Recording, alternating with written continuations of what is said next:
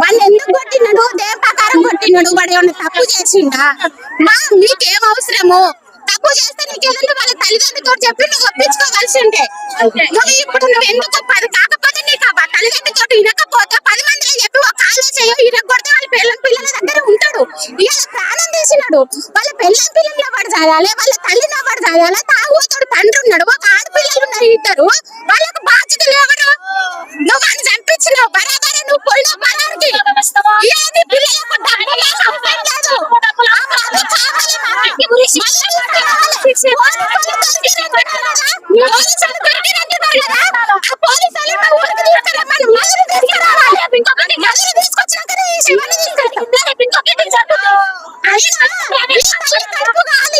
ఈ తల్లి కడుపు కాలింది. ఈ ఊళ్ళో అందరూ కూడా ఎవరు సాక్ష్యం చెప్పట్లేదు. ఈ కుటుంబానికి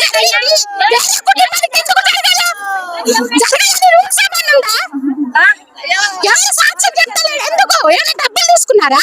దీని మీద మనకి అంత కోపం ఎందుకు? వాడు ఏం తప్పు చేసిండు? మా కుటుంబాన్ని ఎవరు చేయాలో మీరు చెప్పండి. వాళ్ళు తీసుకోండి. మీడియా అయినా, పోలీసు వాళ్ళు అయినా, సీఎం అయినా, ఎవరైనా నాకు ఆ మధుడు కావాలి. మాకు ఏం చేసిన నా భర్త ఏం చేసిన భర్త ప్రాణాలు తీసుకున్నారు. దొంగ దెబ్బ తీసి చంపాల్సిన అవసరం ఏముంది అసలు?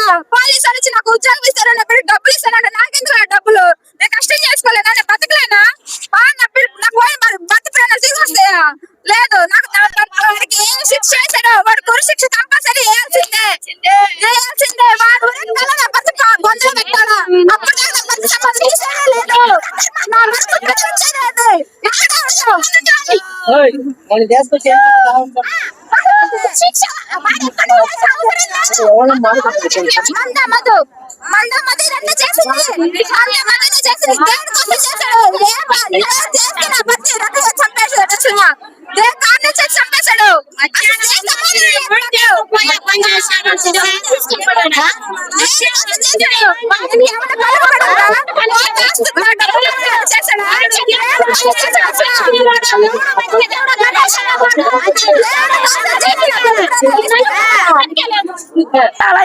బిడ్డ నిండు ఒకదాని 2 సంవత్సరాల 2 సంవత్సరాల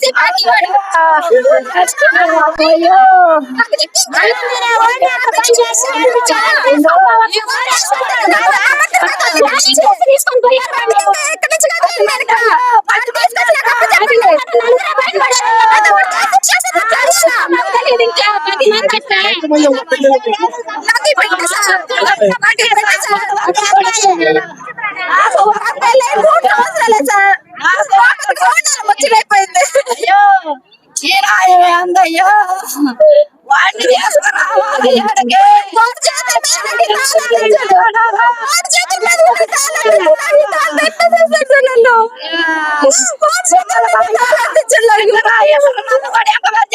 నెల్లూరు నుంచి వస్తుంటే ఎక్కడో ఎంత బాగా చేసింది. ఎక్కడో వాడు పెళ్లి చేసుకున్నాను సార్.